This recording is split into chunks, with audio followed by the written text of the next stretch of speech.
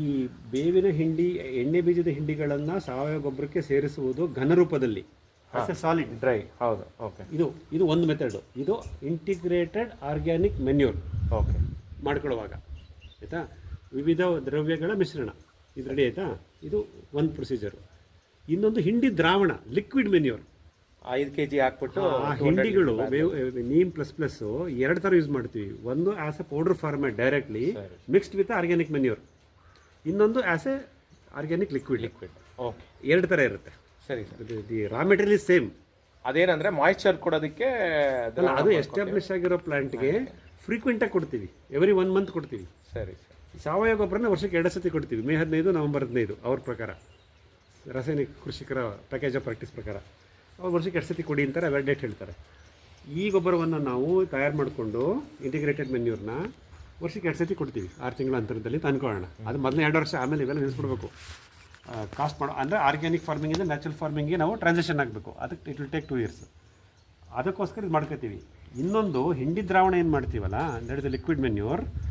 ಆ liquid manure has to be applied to the basin of the plant at least once in a month for till the plant grows sufficiently. ಅದು ಆಗಿ ಗಿಡ ಬೆಳೆದು ಹೂವು ಹಣ್ಣು each ಕೊಡೋ ತನಕ ಮಾಡ್ತಾ ಇರಬೇಕು. ಅದು ಪ್ರತಿನಿತ್ಯದ ಆಹಾರ.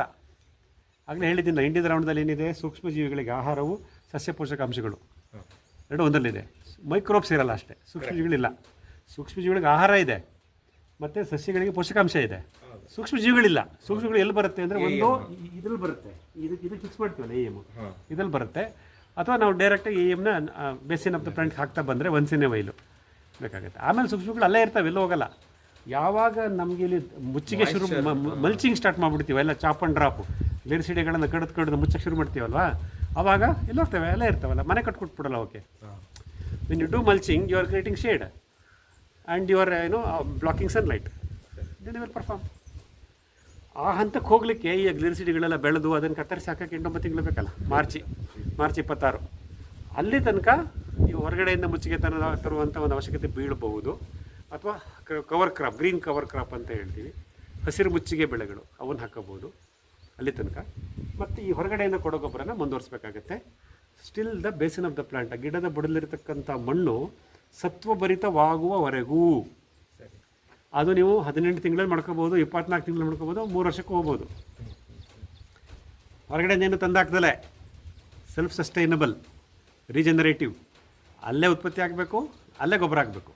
ಆವಾಗ ಮಾತ್ರ ನಮ್ಮ ಕೃಷಿ ವೆಚ್ಚ ಕಮ್ಮಿ ಆಗುತ್ತೆ. ಇಲ್ಲಾಂದರೆ ಖರ್ಚು ಮಾಡ್ತಾನೆ ಇರ್ತೀವಿ ಅಲ್ವಾ ಸರ್. ಆಮೇಲೆ ಈಗ ನನ್ನ